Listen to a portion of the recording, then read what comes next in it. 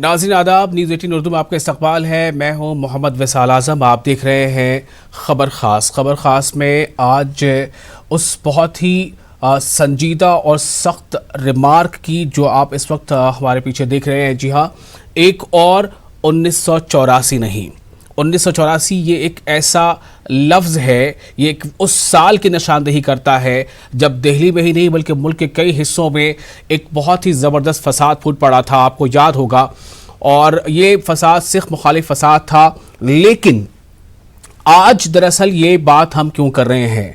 आज Delhi high court में दिल्ली में फूट पड़े फसादात के बाद जिस तरह से आज दिल्ली हाई कोर्ट में समाअत हो रही थी, समाअत के दौरान जज ने ये कहा, ख़ास तौर से पुलिस को सरजरिश करते हुए, पुलिस की फटकार लगाते हुए, कि हालात को संभालना हुकूमत की जिम्मेदारी है, हालात को संभालना पुलिस और इंतज़ामिया की जिम्मेदारी है, और पुलिस इंतज़ामिया अपने रोल से, अपने जिम्मेदारी से पल्ला झाड़ नहीं सकती।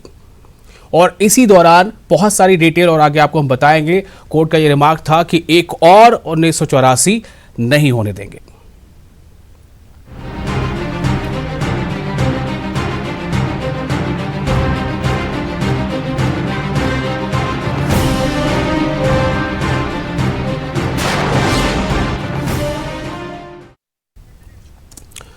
तो सबसे पहले हम आपको ये बता दें कि आज हम ख़ास तौर से इसी बारे में बात करेंगे कि दिल्ली में इस वक्त ताज़ा हालात क्या हैं, दिल्ली में पिछले 3-4 दिनों से हो क्या रहा है, दिल्ली में पुलिस इंतज़ामिया का रोल कैसा रहा, दिल्ली में उस डीसीपी का रोल कैसा रहा जिसकी मौजूदगी में कपिल मिश्रा एक बहुत ही स्टाइल अंगेज बयान देते हैं, दिल्ली में उन लोगों का क्या रोल रहा जो हर हाल में आपसी गंगा जमनी तहजीब और आपसी मेलजोल को बिल्कुल मजबूती के साथ थामे रखना चाहते हैं, दिल्ली में उन लोगों का क्या हाल रहा जो किसी न किसी वजह से अपने मुखालिफ ग्रुप के नरगे में आ गए, दिल्ली में उन लोगों का क्या हाल रहा जो परेशान थे, जख्मी थे, अस्पताल जाना चाहते थे लेकिन अस्पताल जाने की हिम्मत नहीं हो पा रही थी, रास्ते इस तरह से ब्लॉकेट थे, दिल्ली में उन लोगों का क्या हाल रहा जो तिजारत पेशा लोग हैं, जो अपनी दुकानों को रात में जला हुआ पाते हैं या दिन में जला हुआ पाते हैं,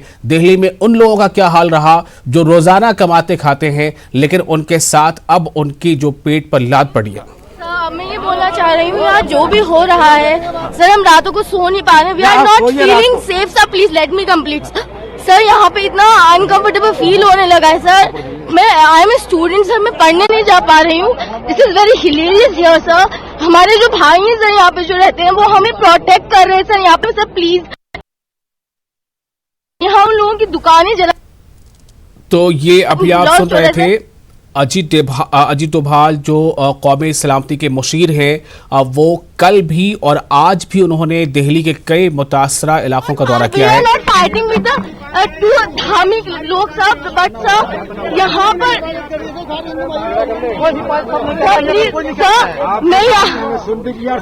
सर मैं सिर्फ आपसे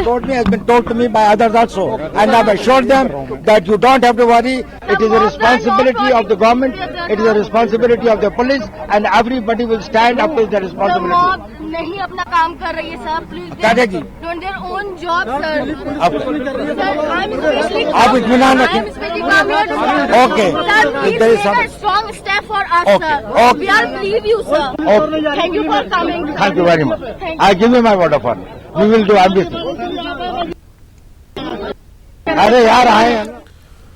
तो ये आपने अभी सुना, ये कौमी सलामती के मुशीर अजीत डोभाल आज दिल्ली के ख़ास तौर से मौजपुर इलाके में उन्होंने डीसीपी के साथ वहां पर दौरा किया, पुलिस का काफ़ी अमला भी उनके साथ था, उन्होंने गली कूचों में जाकर हालात का जायज़ा लिया, लोगों से बात की, हमारे पास उसकी तस्वीरें भी हैं, हम लगातार आपको तस्वीरें दिखा रहे हैं।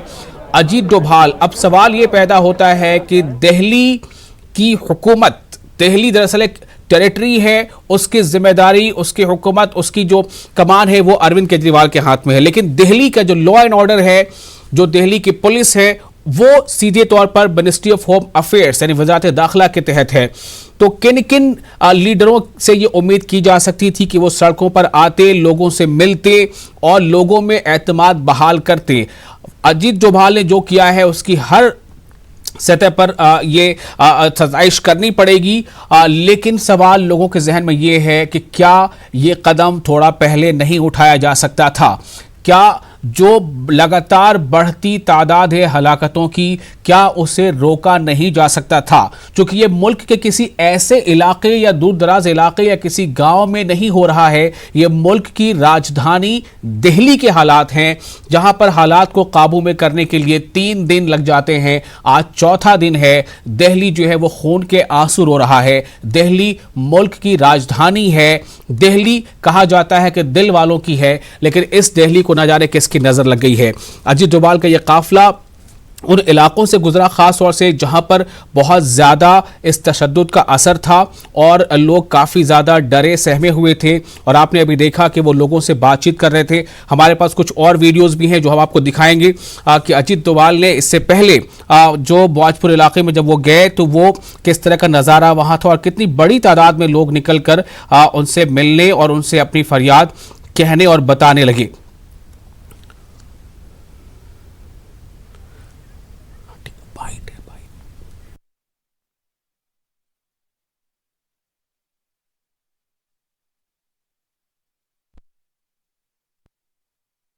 Situation is under control, sir. To contain it. Have confidence in the law enforcement agency. Police अपना काम कर रही है, पुलिस मुस्तैदी के साथ So the situation is under control. तरफ जो है पूरी वो है, एचएम साहब ने पूरा एक-एक चीज का अरेंजमेंट किया, एक-एक गली के अंदर आप देखिए। और अब हम आपको, जैसा हम हमेशा दिखाते हैं खबर खास में, 8 अहम खबरें भी आपको हम दिखाना चाहेंगे पहले, और उसके बाद फिर अपने हम नुमाइंदों से जुड़ेंगे। हमारे साथ दिल्ली से खुर्रम शहजाद भी जुड़ रहे हैं और शंकर आनंद भी जुड़ेंगे, जो अलग अलग जगहों से हमें इस बारे में मज़ीद तफसीलात देंगे। तो ये आप जो देख रहे हैं तस्वीरें, ये अलग अलग तस्वीरें हैं। इनमें ख़ास तौर से ज़िक्र हम जो कर रहे हैं वो इस बात को लेकर है कि किस तरह से हालात दिल्ली में ख़ास तौर से बिगड़ते नज़र आए, और उसके बाद अलग अलग जगहों पर, अलग अलग शहरों में किस तरह के हालात बने। और उस वहीं आप दूसरी तरफ ये भी देख रहे हैं कि मुल्क के कई हिस्सों में अब भी NRC CAA के ताल्लुक़ से लगातार जो है ये मुजाहरे भी हो रहे हैं। और इसी बीच ये भी खबर है कि जो आपको हमने बताया था कि जो बड़ी हिज़्ब मुखालिफ है वो कांग्रेस पार्टी की जो चेयरपर्सन है सोनिया गांधी, उन्होंने यूपीए की चेयरपर्सन सोनिया गांधी, उन्होंने भी एक प्रेस कॉन्फ्रेंस की और वज़ीर दाखिला को सीधे तौर पर उन्होंने कहा कि कहीं ना कहीं ये वज़ारत दाखिला का जो है वो फेलियर है, और वज़ीर दाखिला से उन्होंने इस्तीफ़े की भी मांग की है। लेकिन सवाल इस बात को लेकर नहीं है कि क्या इस्तीफ़ा इस वक्त लिए जाने से जो फौरी इक़दाम की ज़रूरत है वो पूरा हो पाएगा, लेकिन ये अलग अलग बातें हैं और अलग अलग लोगों के बयानात भी इस ताल्लुक़ से आ रहे हैं। इस बीच सबकी यही अपील है कि किसी भी सूरत में जल्द से जल्द जो दिल्ली में जो अभी हालात हैं उसमें रोक लगनी चाहिए और फसादात जो है वो किसी भी सूरत जल्द से जल्द रुकने चाहिए। तो इसको लेकर अलग अलग शहरों से हम अलग चीज़ें देख रहे हैं। एक और खबर यहाँ पे, दिल्ली में जो महलूकिन की तादाद है उसमें लगातार इजाफा हो रहा है, जो सबसे पहली तस्वीर आप देख रहे हैं उसके ताल्लुक से है। उसके अलावा जो दिल्ली हाई कोर्ट ने आज समाअत के दौरान जो ये सख्त रिमार्क दिया कि एक और 1984 नहीं बर्दाश्त कर सकते, एक और 1984 नहीं होने देंगे, ये दिल्ली हाई कोर्ट का रिमार्क है। आप दूसरी तस्वीर देख रहे हैं ऊपर में, दाहिनी तरफ से दूसरी तस्वीर। दरअसल दिल्ली हाई कोर्ट में समाअत जब इस बात को लेकर हो रही थी कि दिल्ली में जो फसाद फूट पड़ा है, और उस पर एक पटिशनर एक अर्जी पर यह समाअत थी कि कैसे अलग अलग लीडरों ने, ख़ास तौर से जिनके ज़्यादातर एक ख़ास पार्टी से जुड़े लीडरों ने ऐसे इश्ताल अंगेज़ बयानात दिए और जिनके नतीजे में इस तरह की का माहौल बना और हालात ख़राब हुए। तीसरी तस्वीर है कि कसूरवारों की खैर नहीं, केजरीवाल का ये कहना है, लेकिन केजरीवाल को ट्वीट का सहारा लेना पड़ा है एक ऐसे मौके पे जब लोग उम्मीद कर रहे थे कि लोग जो हमारे हुक्मरान हैं वो हमसे मिलने आएंगे, हमारा हालचाल जानेंगे। हालांकि कल केजरीवाल ज़रूर GTB अस्पताल गए थे, लेकिन आज उनका एक ट्वीट है कि कसूरवारों की खैर नहीं, ये केजरीवाल कहते हैं। अमित शाह इस्तीफा दे या कांग्रेस डिमांड कर रही है, जो चौथी तस्वीर आप देख रहे हैं, सोनिया गांधी और कांग्रेस ने जो आज PC की थी उसमें यह बात सामने आई। और जो पांचवी खबर है, अरे नीचे की पहली खबर दाहिनी तरफ से, दिल्ली में तशद्दुद मंसूबाबंद साजिश, ये असदुद्दीन ओवैसी साहब ने कहा है कि दिल्ली में जो कुछ हुआ है, ये जो तशद्दुद बर्पा दिल्ली में हुआ, ये एक मंसूबाबंद साजिश है। और उन्होंने एक तरह से ये बहुत बड़ा एक सवाल उठा दिया है दिल्ली हुकूमत पर और लॉ एंड ऑर्डर सिचुएशन पर कि लॉ एंड ऑर्डर जो है वो दरअसल किसके हाथ में है, कौन इसे देख रहा है।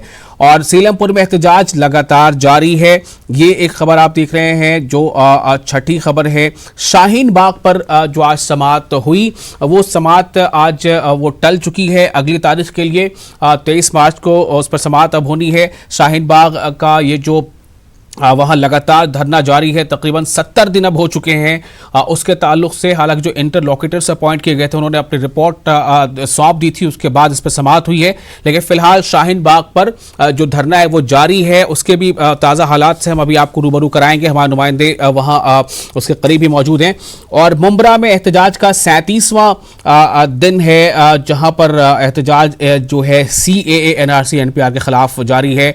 मुंब्रा में एहतजाज की तस्वीर आप देख रहे हैं। अब इसके बाद सीधे तौर पे आपको बताते हैं कि एक अलग अलग गोशों से अपील लगातार की जा रही है कि दिल्ली में जो है अमन और अमान कायम रखा जाए।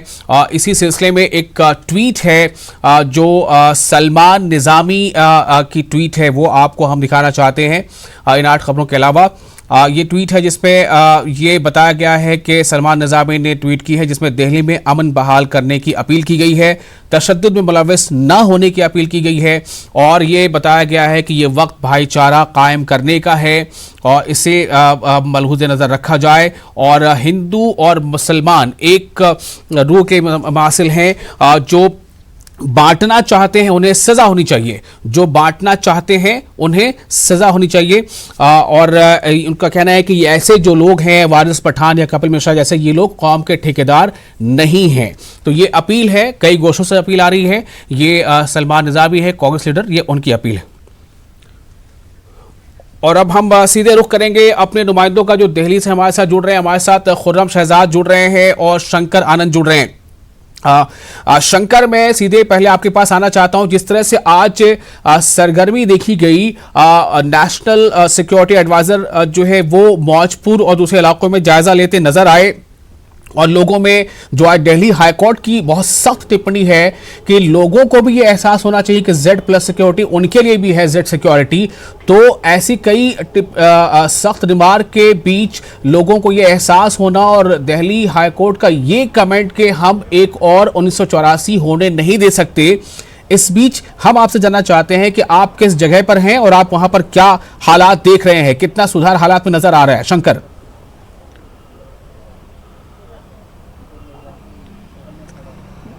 देखिए, इस वक्त में मैं नॉर्थ ईस्ट दिल्ली में हूँ, यानी कि जहाँ जाफराबाद है, जाफराबाद यहाँ से मुश्किल से 2 किलोमीटर का दूरी पे है। जाफराबाद और मौजपुर की जो दूरी है इस लोकेशन से मुश्किल से 1 किलोमीटर की दूरी है। और अभी थोड़ी देर पहले मौजपुर से अजीत डोभाल जो राष्ट्रीय सुरक्षा सलाहकार हैं, बाकायदा वो यहाँ से क्रॉस किए हैं और यहाँ पर काफ़ी लोगों से बातचीत की। इसके बाद दूसरे लोकेशन में पहुँचे, ब्रह्मपुरी इलाके में पहुँच करके बाकायदा वहाँ पर भी काफ़ी लोगों से उन्होंने व्यक्तिगत तौर पे बातचीत किया। बातचीत करने का जो मकसद था कि वहाँ पर आम लोगों के अंदर में एक विश्वास जताना और बताना कि दिल्ली पुलिस आपके साथ है और आपके अंदर अब डरने की कोई आवश्यकता नहीं है।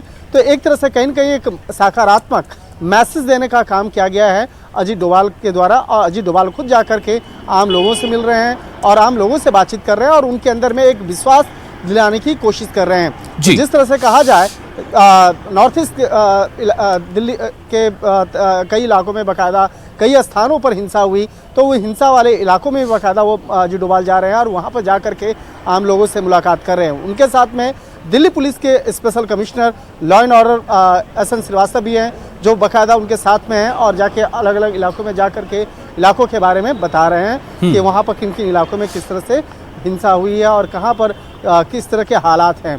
तो एक तरह से कहा जा सकता है कि उन हालात से रूबरू करवाने के लिए, बताने के लिए खुद राष्ट्रीय सुरक्षा सलाहकार पहुंचे हैं नॉर्थ ईस्ट दिल्ली में। हालांकि कल देर रात में नॉर्थ ईस्ट दिल्ली के जो DCP दफ्तर में बाकायदा पहुंचे थे, जहां पर एक तरह से कहा जा सकता है वो कंट्रोल रूम है और वहां पर बाकायदा वहीं से सारी जो इन्फॉर्मेशन तमाम जो एक कंट्रोल रूम में बाकायदा आ रहे हैं। तो उसके बाद कल अचानक अजीत डोभाल पहुंचे थे और यहाँ पहुंचने के बाद तमाम रिपोर्ट्स लेने के बाद उस रिपोर्ट्स को PMO के साथ भी साझा किया गया। इस मामले पर अगली रणनीति बनाई कि किस तरह से नॉर्थ ईस्ट दिल्ली में बाकायदा जो हिंसा हो रहा है उन तमाम हिंसा वाले लोकेशन पे एक ठोस रणनीति बनाया जाए, ठोस कार्रवाई किया जाए। तो उन मसलों पर कल रात में भी चर्चा हुई थी और आज बाकायदा 4:02 के लगभग में राष्ट्रीय सुरक्षा सलाहकार नॉर्थ ईस्ट के इलाके में पहुंचे और ख़ास तौर पर डीसीपी दफ्तर से पहुंचने के बाद अब अलग अलग लोकेशन पर जा रहे हैं। और इस वक्त में जो अजीत डोभाल जो हैं वो करावल नगर के आसपास में बाकायदा वहां पहुंचे हैं और वहां पे पहुंचने के बाद शंकर, मैं ये आपसे जरा जानना चाहूंगा कि दिल्ली हाई कोर्ट ने आज सुनवाई के दौरान ये बात कही है, कल देर रात सुनवाई हुई थी, आज भी हुई थी, हालांकि आप कोर्ट कवर नहीं कर रहे हैं, लेकिन मैं जानना चाहता हूं कि उसका असर क्या दिख रहा है ग्राउंड पर। दिल्ली हाई कोर्ट ने कहा है कि एक हेल्पलाइन जल्द से जल्द जारी किया जाए और एक ऐसा कैंप बनाया जाए, राहत कैंप, जहां पर उन मरीजों को रखा जा सके जिन्हें अपने घर जाने में किसी तरह की परेशानी है या वो डरते हैं घर जाने से, वहां पर हालात अगर ठीक नहीं हो तो। प्लस वहां पर जो है कुछ दवाइयां और दूध वगैरह का इंतजाम किया जाए और कंबल का इंतजाम किया जाए। क्या इस तरह की चीजें जमीन पर कहीं उतरती नजर आ रही, कहीं से खबर मिल रही है?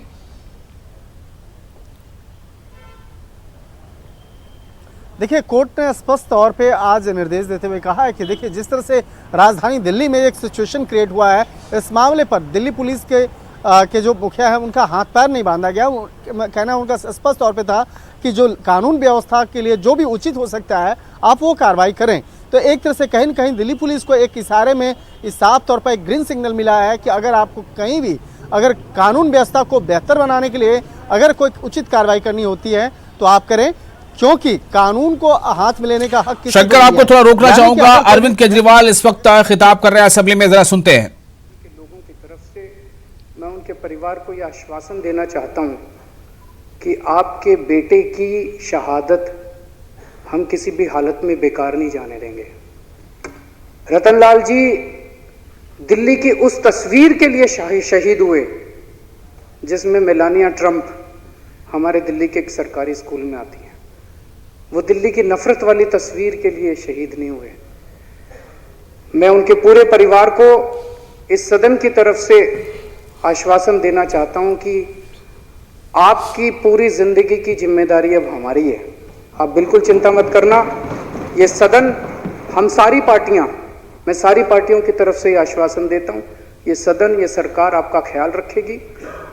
मुझे बेहद खुशी हुई, आज सुबह मैंने सुबह न्यूज़ चैनल्स में पढ़ा, न्यूज़ चैनल्स में सुना कि केंद्र सरकार शायद 1 करोड़ रुपए का उनको सम्मान राशि दे रही है। दिल्ली सरकार भी, दिल्ली सरकार की पहले से नीति है, दिल्ली सरकार उनके परिवार को 1 करोड़ रुपए की सम्मान राशि देगी और उनके एक। तो अरविंद केजरीवाल ने जो रतनलाल पुलिस कांस्टेबल की जो मौत हुई है उस पर ये अपने गहरे दुख का इजहार कर रहे थे। आज दिल्ली हाई कोर्ट में जो समाअत के दौरान बातें सामने उनका हम जिक्र कर रहे थे, उनका कहना था कि हुकूमतों की जिम्मेदारी है कि वो आवाम को तहफ़्फ़ुज़ फराहम करें। क्या हुकूमत के नुमाइंदों ने आवाम के बीच वो गए, उनसे बातचीत की, उनके अंदर एतमाद बहाली का कोई स्टेप लिया? ये बहुत सख्त जो है रिमार्क था। दिल्ली हाई कोर्ट में ये भी जिक्र हुआ एक अर्जी पर कि ऐसे बहुत सारे लीडर्स हैं जिन्होंने इश्तिआल अंगेज बयान दिया था, उसके वजह कर भी हालात ख़राब हुए हैं, बल्कि ये कि उसी के वजह कर हालात ख़राब हुए हैं। उस पर हाई कोर्ट ने बहुत सख्ती से पुलिस की सरजनिश भी की कि ऐसा कैसे मुमकिन हो सकता है कि कोई लीडर जो है वो पुलिस डीसीपी की मौजूदगी में ये कहता हो कि अगर 2 दिनों में ये चीज़ें साफ नहीं हुई तो हम आपकी भी नहीं सुनेंगे। बल्कि यहाँ तक पूछा गया कि डीसीपी कौन है, जवाब दिया गया कि डीसीपी कौन है, और ये भी पूछा गया क्या इनके ऊपर एफआईआर की गई है। तमाम बयानों को कमिश्नर से ये पुलिस चाहती है, हाईकोर्ट चाहता है कि वो सुने और एफआईआर दर्ज की जाए। ये भी आज स्टेटमेंट था। हम अपने नुमाइंदे शंकर आनंद के साथ जुड़े हुए हैं और साथ ही साथ खुर्रम शहजाद भी हमारे साथ मौजूद हैं। खुर्रम, क्या आप हमारी आवाज़ सुन पा रहे हैं? आप इस वक्त कहाँ पर हैं खुर्रम, और क्या आपके पास मजीद जानकारी है? आसपास के हालात कैसे हैं? आप हमें नाज़रीन को क्या बता रहे हैं? देखिए विशाल, मैं विजय चौक पर हूं, लेकिन जिस तरह की जानकारी नॉर्थ ईस्ट आ रही है और हमारे साथी शंकर आपको बता भी रहे थे कि आज काफ़ी हद तक कंट्रोल हुआ है, लेकिन सुबह में भी जो तशद्दुद की वारदातें हैं वो ज़रूर हुई हैं। और इन तमाम चीज़ों को लेकर जो मुस्लिम कम्युनिटी है, खासतौर से उसके लीडरान हैं, उनमें काफ़ी ज़्यादा नाराज़गी है। यही वजह है कि उनकी तरफ से कहा जा रहा है कि दिल्ली में अब क्योंकि दिल्ली पुलिस और हमारी जो नीम फौजी दस्ते हैं वो क्योंकि कंट्रोल नहीं कर पाए हैं, हालांकि आज कंट्रोल दिखा है। कल रात से जिस तरह से सख्ती की गई तो भीड़ सड़कों से हटी है, लेकिन ये कहा जा रहा है कि फ़ौज को बुलाया जाए। ख़ासतौर से कल जिस तरह से दिल्ली के वज़ीर आला और वज़ीर दाखिला की सब मीटिंग हुई थी, तमाम ऑल पार्टी मीटिंग हुई थी, उसमें ये बात ना आने पर को लेकर के काफ़ी नाराज़गी है, क्योंकि दिल्ली के वज़ीर आला ने इस तरह की कोई डिमांड नहीं की थी। कल उनकी रिहाइशगाह पर रात भर मुजाहरा हुआ और उसके बाद आज उन्होंने ट्वीट करके कहा कि वज़ारत दाखिला को लिख रहे हैं। हालांकि सीधे तौर पर वो लिख सकते थे, वो फ़ौज को लिख सकते थे कि हम यहाँ पर फ़ौज को बुलाना चाहते हैं जी। लेकिन अभी तक जिस तरह की इत्तलात आ रही हैं उसमें काफ़ी ज़्यादा जानी नुकसान की खबर है। ख़ासतौर से 25 के करीब तक ये जानी नुकसान की खबरें इस तरह की आ रही हैं। हालांकि 20 और 22 लोगों की जो जान गई है उसकी तस्दीक दिल्ली पुलिस के ज़राए से ज़रूर हुई है। तो काफ़ी माहौल जो है वो काफ़ी टेंस है, तशवीशनाक है। दिल्ली पुलिस और जो हमारी सिक्योरिटी एजेंसियां हैं, जो एहलकार हैं, वो अब ज़रूर ज़मीन पे काम करते हुए दिखाई दे रहे हैं और उससे एतमाद बहाली ज़रूर होगी। लेकिन कई इलाकों से इस तरह की इत्तलात भी हैं कि कई लोग अपने इलाका छोड़ करके जा रहे हैं, क्योंकि 3 दिन हो गए और लगातार जिस तरह से तशद्दुद चलता रहा, उसको लेकर के लोगों में एतमाद बहाली बहुत ज़रूरी है। और उसमें कहीं ना कहीं सिक्योरिटी एजेंसियों पर से, पुलिस एहलकारों पर से एतमाद में काफ़ी ज़्यादा कमी आई है। तो ये तमाम चीज़ें हैं। कई तरह की इत्तलात है यमुना विहार के इलाके में, ख़ासतौर से इस तरह की खबर ज़रूर है। हमारे वहाँ पर ज़राए मौजूद हैं, उन्होंने रात भर खुद से पहरा दिया है। हिंदू मुसलमान मिलकर के एक साथ अपने इलाके को बचाने की कोशिश कर रहे हैं। कई इलाकों में खुद से लोगों ने रैली निकाली है, हिंदू मुस्लिम एकता रैली निकाली गई है। इसी के साथ साथ कई इलाकों में खासतौर से दिल्ली पुलिस ने जो रोड घेरने की जो अलग अलग मुजाहिरीन के जरिए कोशिश की जा रही थी, चाहे खुरेजी का इलाका हो, चाहे कुछ सीलमपुर का इलाका हो, वहाँ से लोगों को कल ही हटा दिया गया था। आज खुरेजी के इलाके से मुजाहिरीन को हटा दिया गया है। उन 4-5-6 लोगों को डिटेन भी कर लिया गया है। तो दिल्ली पुलिस अब काम करती हुई दिखाई दे रही है। खुर्रम, यहीं पर एक सवाल हमारा ये है कि शाहीन बाग जो मुजाहरों का हम कह सकते हैं कि एपी सेंटर है, शाहीन बाग में जो मुजाहरा चल रहा है वहां से क्या जानकारी मिल रही है? चूंकि उस वहां के मुजाहरे के ताल्लुक से भी आज सुप्रीम कोर्ट में समाअत हुई है, अगली समाअत 23 मार्च की तारीख पड़ी है। वहां पर क्या हालात इस वक्त बने हुए हैं, क्या जानकारी मिल रही है वहां के बारे में?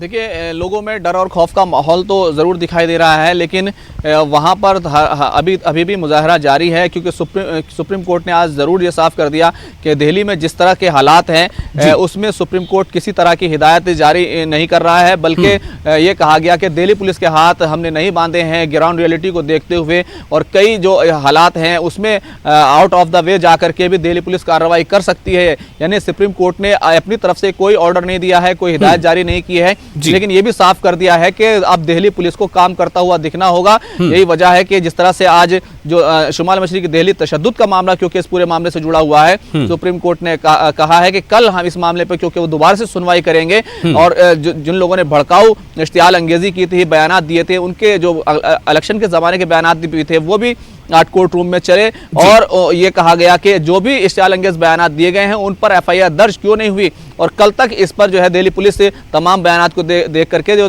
कोर्ट को रिपोर्ट दे। तो दिल्ली पुलिस पर बहुत चौतरफा दबाव है और अब उसको काम करना पड़ रहा है, और यही वजह है कि हालात जो है अब कंट्रोल में होते हुए दिखाई दे रहे हैं। मैं एक बार फिर से शंकर आनंद का रुख करूंगा। शंकर, मैं इससे पहले रवि से भी ये पूछ रहा था कि कल और आज के हालात में आपने कितना फर्क महसूस किया है ग्राउंड रियलिटी में। मेरा सवाल आपसे भी यही है, कल आप जो इलाकों में गए होंगे, आज आप जहां गए, आपने क्या फर्क महसूस किया?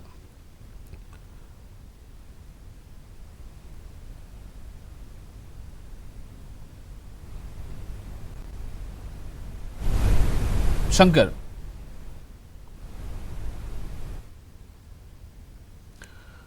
शंकर की आवाज़ हमें नहीं मिल पा रही है।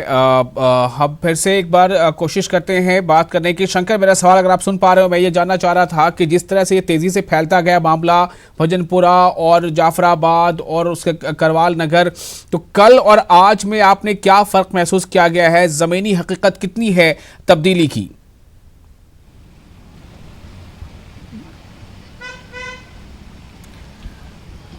खुर्रम, मैं फिर से आपके पास आता हूं, यही सवाल आपसे भी मैं करना चाहूंगा, कितना फर्क कल और आज में नजर आ रहा है? शंकर को मेरी आवाज मिल रही है?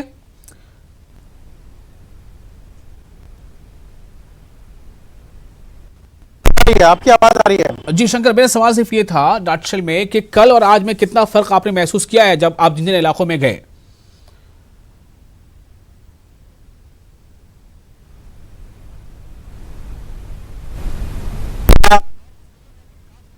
व्यवस्था यहाँ पर बढ़ा दी गई है और कल के अपेक्षा आज जो है हिंसा के कई मामले जो है बकायदा उसमें काफी कमी देखी गई है। और इसकी वजह यह रही है कि दिल्ली पुलिस और पारामिलिट्री के जो जवान है बकायदा उसको अलग अलग लोकेशन पे डिप्लॉय किया गया और हर उस स्थान पे डिप्लॉय किया गया जहां पर हिंसा की संभावना थी। और इसके साथ ही इस बात का भी प्रचार प्रसार किया गया तो आपके इलाके में धारा 144 लगी हुई है और यहाँ पर गलत तरीके से खड़ा होना और यहाँ पर एक संगठन बना के खड़ा रहना वो भी सही नहीं है। किन किन इलाकों में 144 अभी नाफिज है और क्या कर्फ्यू भी कहीं नाफिज किया गया है?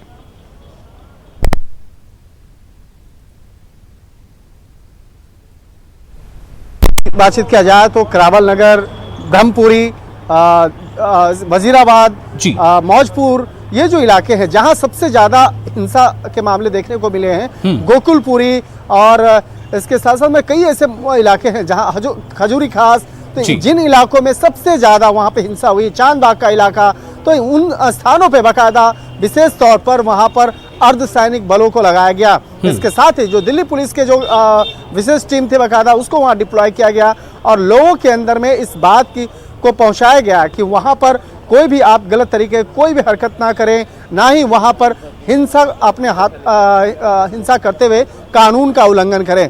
यानी कि अगर वहां पर आप कानून का उल्लंघन करते हैं तो आपके खिलाफ ठोस कार्रवाई की जा सकती है। तो ये इस मैसेज के पहुंचने आने के बाद और इस मामले में बाकायदा जब बताया गया कुछ इलाके में धारा 144 लगाई गई है, यानी कि साफ तौर पे अगर आप वहां पर कानून का उल्लंघन करते हैं तो आपके खिलाफ ठोस कार्रवाई हो सकती है। तो इन तमाम मामलों की जानकारी मिलने के बाद लोगों के अंदर भी थोड़ी सी समझदारी का पालन करते हुए बाकायदा लोग जो है वहां पर हिंसा को नहीं अख्तियार किया। तो ये एक अच्छी खबर है शंकर, जैसा आप बता रहे हैं कि जो तशद्दुद के वाकयात हैं उनमें लगातार कमी आ रही है और आज अजीत डोभाल ने जिस तरह से मौजपुर और दूसरे इलाकों का जायजा लिया है, लोगों से खुद मिले हैं, इससे एक एतमाद बहाली लोगों में हो रही है। बहुत शुक्रिया आप तमाम लोगों का हमारे साथ बने रहने के लिए और नाज़रीन आपका भी इस खास खबर में हमारे साथ रहने के लिए आदाब।